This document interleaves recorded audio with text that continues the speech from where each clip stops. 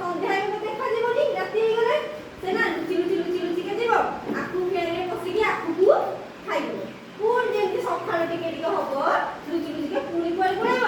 ଜଙ୍ଗଲ ଭିତରକୁ। କାରଣ ଯଦି ଦିନରେ ଖାଇବାକୁ ଆସିବ ତାହେଲେ କଣ ହବ? ତାକୁ ଲୋକ ଦେଖିଦେବେ କି ନାହିଁ? ତେଣୁ ସେ ରାତିରେ ଆସିବ, ଖାଇକିରି ପୁଣି ସେ ରାତି ଜଙ୍ଗଲକୁ ପଳେଇବ। ହେଲା, ଦେଖ କେମିତି ହାତୀ ଯୋଉ ଭାଲୁ କେମିତି ଖାଉଛି, ଦେଖ ଲୁଚିକି ବସିକି ଅନ୍ଧାରରେ କେମିତି ଖାଉଛି, ଦେଖିଲନି? ବସ ସମସ୍ତେ, ହେଲା, ଖାଉଛି। ସିଏ ସବୁଦିନ ଆଖୁ ଏତେ ମିଠା ଲାଗେ ନା, ସବୁଦିନ ଖାଇଲା, ଖାଇକି ଗୋଟେ ଦିନ ଭାବିଲା କି ଆଖୁ ତ ଏତେ ସୁଆଦିଆ ଲାଗୁଛି, ତାହେଲେ ଆଖୁର ଫଳଟା କେତେ ମିଠା ହେଇଥିବ। ଆଖୁର ଫଳ କି ଖାଇଛ? ଆଖୁ କଣ ଫଳ ଅଛି? ଆଖୁର ଫଳ ନାହିଁ। ସିଏ ଭାବିଲା ଯେ ଆଖୁ ଯଦି ଏତେ ମିଠା ହେଇଥିବ ତାହେଲେ ତା ଫଳଟା ବି ଆହୁରି ମିଠା ହେଇଥିବ। ହେଲା, ତାପରେ କଣ ହେଲା ନା ସେ ଗୋଟେ ଦିନ ସନ୍ଧ୍ୟାବେଳେ ପୁଣି ଆସିଲା ପରେ ଆଖୁ ଖାଇବା ପାଇଁ, ଲୁଚିକି ପଳେଇ ଆସିଛି।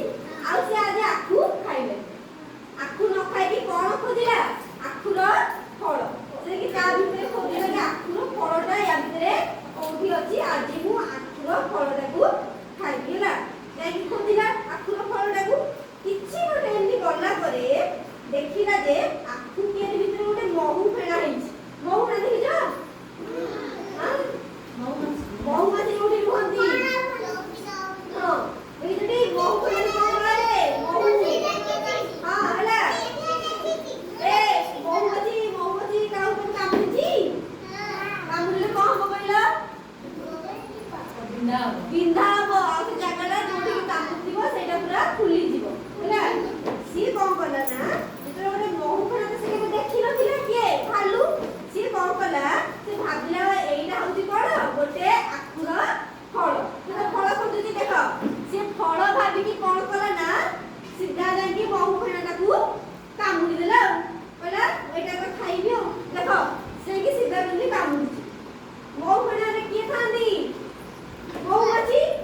ହେଲା, ସେ ଯେମିତି କାମୁଡୁଛି ଆଉ କୁଆଡେ ଯିବ? ତା ସେଇ ଫେଣା ଭିତରେ ଦେଖ କେମିତି ମହୁମାଛି ଅଛନ୍ତି। ସବୁ ତକ ତାକୁ କଣ କଲେ? ସବୁ ପିନ୍ଧିଦେଲେ, କାମୁଡିଦେଲେ। ଆଉ ହେଲା, କାହାକୁ? ହେଲା, ଯେତେ ସାରା ସମସ୍ତେ ଥିଲେ ସମସ୍ତେ ତାକୁ କାମୁଡ଼ିଦେଲେ। ଭାଲୁକୁ ପୁରା କାମୁଡି। ଭାଲୁର କଣ ହଉଥିବ ଏବେ ପିଲେ? ଭାଲୁ କଣ ହଉଥିବ ଏବେ? ତା ଦେହ ସାରା ପୁରା ଖାଲି ବିନ୍ଧା ହଉଥିବ। ଭାଲୁ କଣ କଲା? ଜୀବନ ବିକଳରେ ଜଙ୍ଗଲ ଭିତରକୁ ଦୌଡ଼ିଲା।